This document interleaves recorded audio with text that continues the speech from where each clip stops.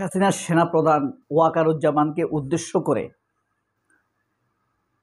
মোহাম্মদ তৌহিদ চৌধুরী নামের একজন colonel handcuff পরা তার হাতটিকে এভাবে উঠিয়ে একটি ফেসবুক স্ট্যাটাস দিয়েছেন।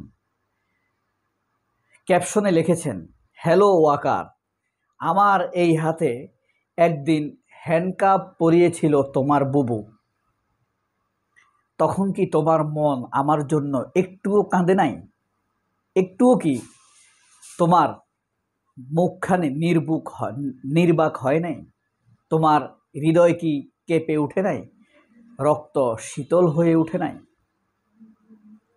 এরকম ঘটনা শুধুমাত্র এই কর্নেল তৌহিদ চৌধুরী না, এরকম আরও অনেক সেনা কর্মকর্তার ঘটনা রয়েছে। আমরা কর্নেল আজিমুল্লাহ খান বাহারের কথা জানি, বাঁশখালীর এমপি প্রার্থী হয়েছেন পরে। গোলাম আজমের ছেলের কথা জানি, প্রফেসর শহীদ গোলাম আজমের ছেলের কথা জানি। আমরা কর্নেল হাসিনের কথা জানি। তাদেরকে কাকে কিভাবে নির্যাতন নিপীড়ন করা হয়েছে সেটা আমরা জানি।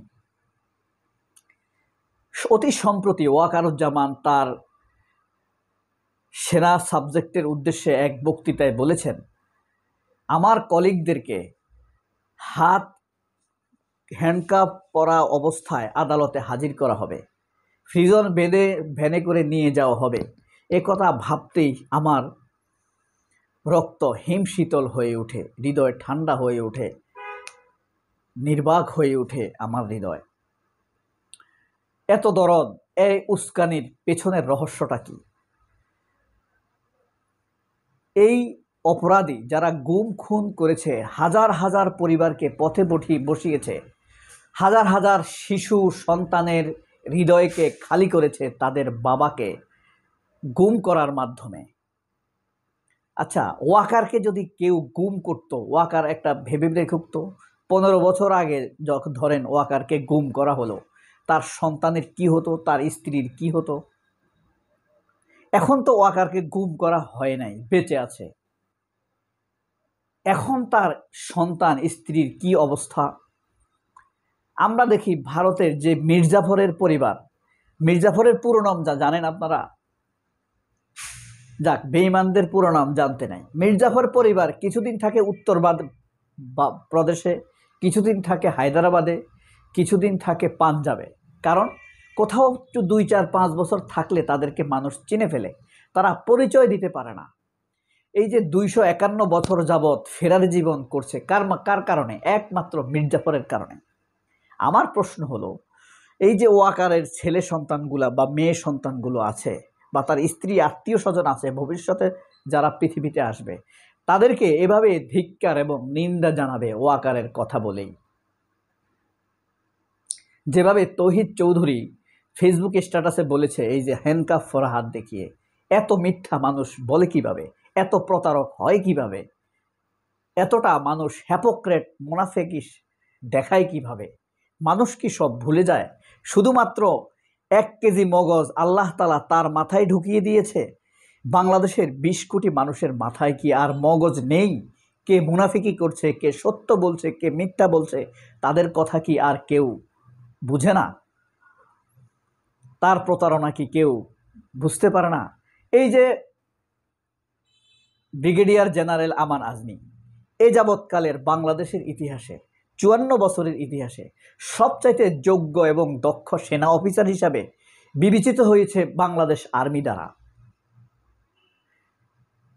এই লোক ব্রিগেডিয়ার জেনারেল পর্যন্ত হয়েই সকল আর্মির চাইতে বেশি পদক পেয়েছেন, নেতৃত্বের গুণাবলী দিয়েছেন, দক্ষতা সততা সব দেখিয়েছেন, শারীরিক ফিটনেস দেখিয়েছেন। ওয়াকার তো শারীরিকভাবেও ফিট না। সেই লোককে বাসা থেকে গুম করে নিয়ে গিয়েছে রঞ্জন বা অঞ্জন নামের এক সাংবাদিকের অভিযোগে। হয়তো 2919 দিন, কত বছর হয়? 8 বছরের বেশি। তাকে মাটির তলে গুহায় আয়নাগরে বন্দি রেখেছে, মাটির মধ্যে তাকে খাবার দেয়া হতো। এই লেভেলের একজন সেনা অফিসারকে। এসব ওয়াকারদের কি তখন বাক হৃদয় বন্ধ হয়ে আসেনি? তখন কি তাদের মনে প্রশ্ন জাগেনি? রক্ত হিমশীতল হয়ে আসেনি? তখন কি তারা নির্বাক হয়ে যায়নি? কেন তাদের তখন এই প্রশ্ন আসেনি? কর্নেল হাসিনকে যেভাবে অ্যারেস্ট করা হয়েছে, আজিমুল্লাহ খান বাহারের মাথা ফাটিয়ে দেওয়া হয়েছে এই দেশপ্রেমিক অফিসারের। বাঁশখালীতে পরে এমপি প্রার্থী হয়েছিল আজিমুল্লাহ খান বাহার। তার অপরাধ কি ছিল? খালেদা জিয়ার নিরাপত্তা উপদেষ্টা ছিল সে, বেগম খালেদা জিয়ার। এই অপরাধে তার মাথা ফাটিয়ে দেওয়া হয়েছে। থাকে আরও কত হেনস্থা করা হয়েছে এই লোককে। কর্নেল হাসিনকে কি করা হয়েছে? কর্নেল হাসিন বীর প্রতীক, স্বাধীন বাংলাদেশের বীর প্রতীক। পার্বত্য চট্টগ্রামে দেশপ্রমোচিত ভূমিকা রাখার কারণে তাকে বীর প্রতীক উপাধিতে ভূষিত করেছে বাংলাদেশ সরকার। সেই হাসিনকে কিভাবে গুম করে আয়নাগরে বন্দি রাখা হয়েছে? জিয়াকে কিভাবে জঙ্গি বানিয়ে রাখা হয়েছে?